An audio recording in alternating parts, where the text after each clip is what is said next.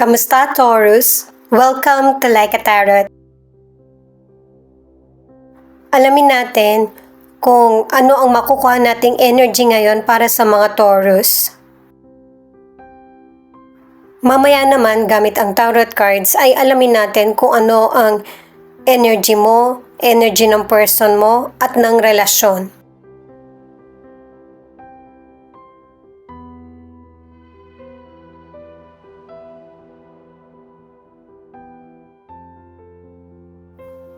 Tingin ko sa mga cards na ito ay patungo ka na sa destinasyon na makakamit yung mga pangarap mo or yung magkaroon ng kasagutan yung mga gumugulo sa isip mo. Katulad ng mga cards na ito ay mas lalo ka pang mag-grow at saka marami ka pang matututunan or dagdag kaalaman. Kahit na sa panahon na merong mahirap na sitwasyon na dumaan man sa buhay mo, ay katulad ka rin ng puno na kailangan mong magpakatatag. Kahit maraming sumusubok sa pasensya mo or pagtitiis. Marami kang dapat ika-proud sa sarili mo. Paalala din ito sa kalusugan na uminom ka ng tubig lalo na sa ganitong panahon. At i-enjoy yung kakaiba at magandang katangian mo. Paalala para sa mga bagong viewers na ang reading na ito ay timeless reading. General reading, ano man na edad mo or gender mo. Kunin mo lang kung ano yung akma sa sitwasyon mo. At saka ikaw na rin magpalit kung si person mo ba ito or ikaw. Unahin muna nating alamin yung cards mo.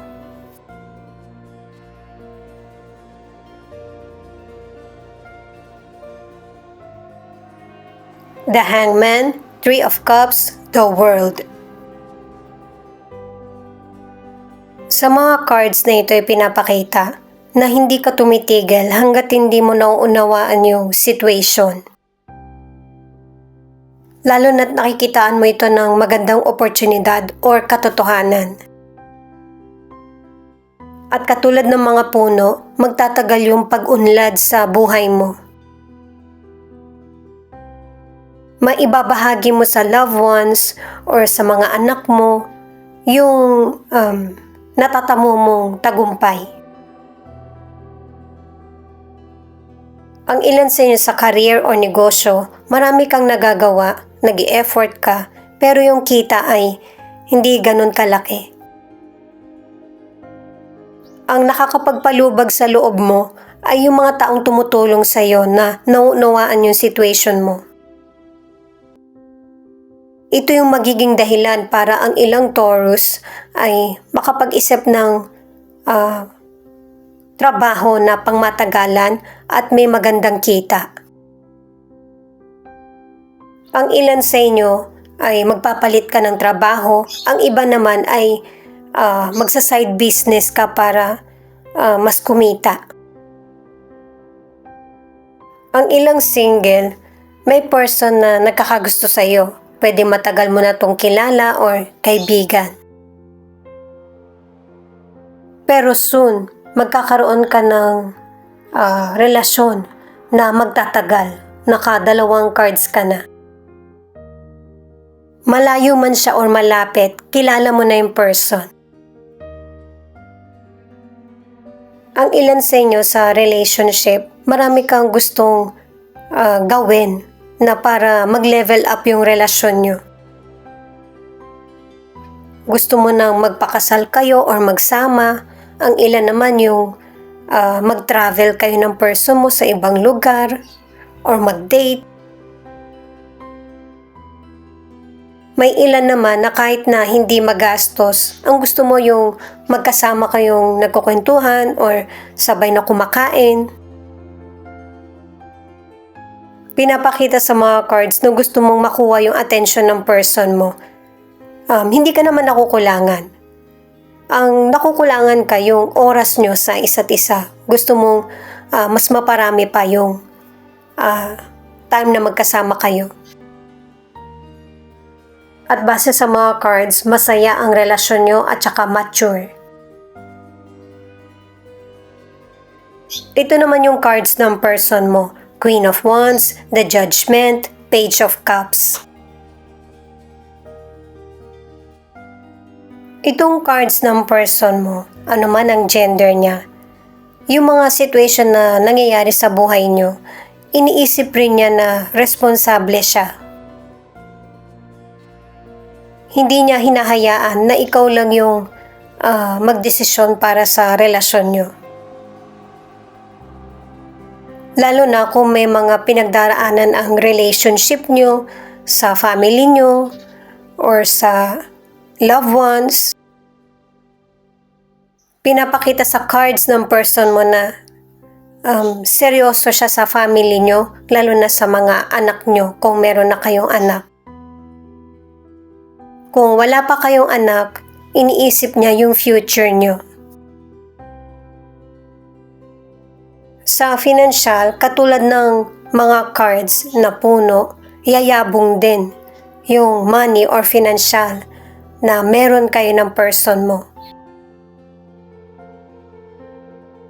Ang advice ng mga cards na ito para sa financial, kung meron kang gagastusin, isipin mo munang maigi. May ilan kasi sa inyo na bumibili ka na hindi naman pala ganun ka-importante. Para sa ilang single, meron ka talagang person na makakarelasyon na kaibigan mo. Pwedeng bago mo pa lang siyang kakilala hanggang sa maging close kayo kasi nakatatlong cards ka na. Hindi nyo naman parehong intensyon na ma-in love, pero dahil sa marami kayong pagkakapareho, nagkakasundo kayo, dun nyo mapapansin na tingin mo pwede mo siyang makarelasyon. Ganun din yung person.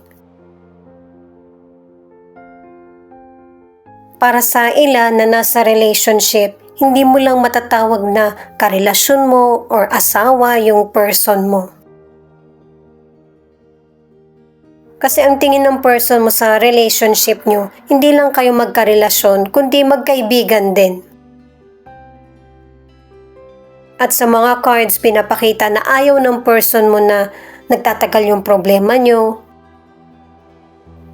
Marami nang nasasabi kapag ka nagtatalo, gusto niya mahinto niya agad ito. Dahil sa hindi niya gustong makarinig ng negatibo na patungkol sa kanya na magmumula sa iyo. 3 of Wands, 6 of Cups in reverse, the Death. Ito naman yung patungkol sa relasyon nyo. Ang ilan sa inyo sa relationship, nagkaroon kayo ng mahirap na problema ng person mo na sinikap nyong makasabay na magkasama nyong hinaharap ko ano man yung mga nagiging hadlang sa relationship nyo. At pinapakita sa mga cards na marami kayong future plans ng person mo. Kaya kung may mga challenges naman na dumarating sa relasyon nyo ng person mo, kasi parte ito ng relasyon nyo na para meron na kayong tapusin at meron na kayong bagong sisimulan. Na malaki ang magiging tulong para sa mga future plans nyo ng person mo.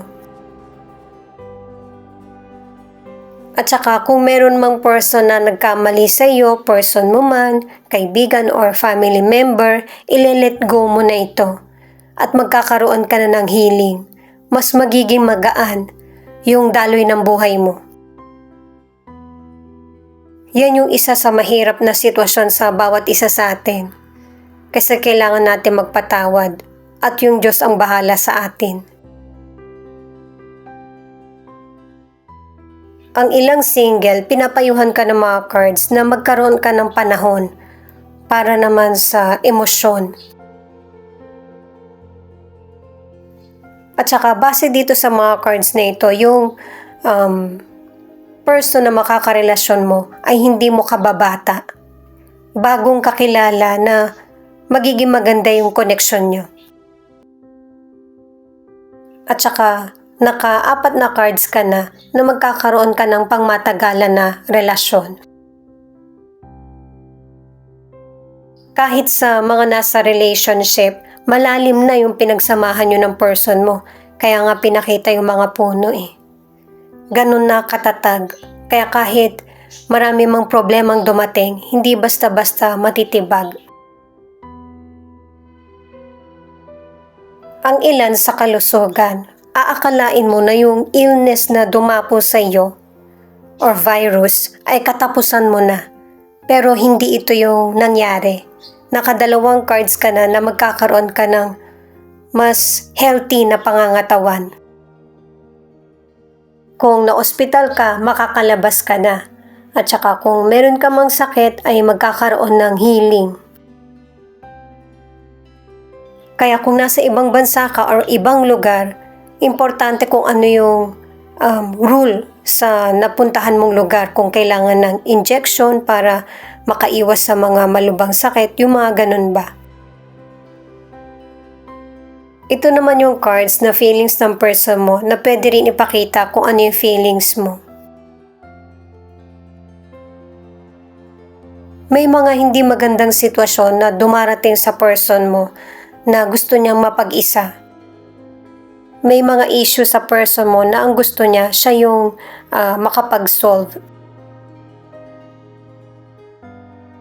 Nalalagpasan ng person mo kung ano man yung mga dumadaan na pagsubok sa kanya na kahit mag-isa niya itong hinaharap.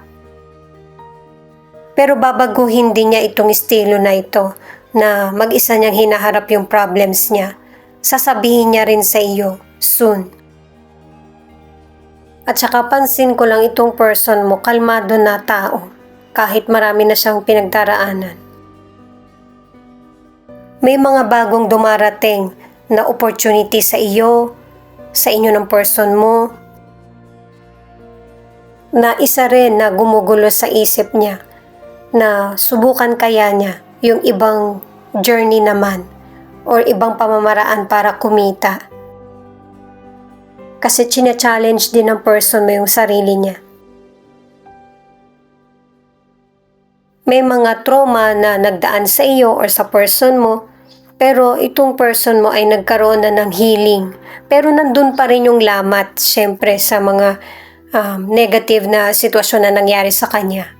Pero limot niya na ito. Sa ngayon kasi, ang focus ng person na ito ay patungkol sa relasyon nyo. Lalo na kapag meron kayong mga personal issues na gusto niyang magkakausap kayo. Kaya lang, isa sa inyo yung hindi makontak or hindi makausap ng maayos. Maybe dahil sa LDR ang connection nyo or wala pa sa mood yung isa sa inyo. Pero magpapadala ang universe ng spirit guide na para magkaroon ng kaliwanagan kung ano yung pinagdaraanan nyo or pinagdaraanan ng person mo. Posibleng ito yung idinarasal mo or kahilingan mo sa may kapal na magkaroon ng clarity at saka kapayapaan. At soon, magkakaroon ng kasagutan yung mga gumugulo sa isip mo or damdamin. Dahil sa pipiliin mo or pipiliin ng person mo kung ano yung magiging akma sa situation nyo. At saka ito na yung ending ng mga problemang kinakaharap mo. Magkakaroon na kayo muli ng time ng person mo na magkasama or magkausap. Mas mananaig kasi sa inyo ng person mo yung pagmamahalan or pagpapahalaga sa isa't isa. Ito naman yung ilan sa 12 zodiac sign na nangunguna sa reading na ito. Thank you nga pala sa mga nag-like, share, comment, and subscribe. Ingat po kayo palagi saan man kayo naroon. Cancer, Libra, Virgo, Gemini, Scorpio, Leo. Ito naman yung mga letra na posibleng andito yung letra ng pangalan ng person mo or letra ng pangalan mo.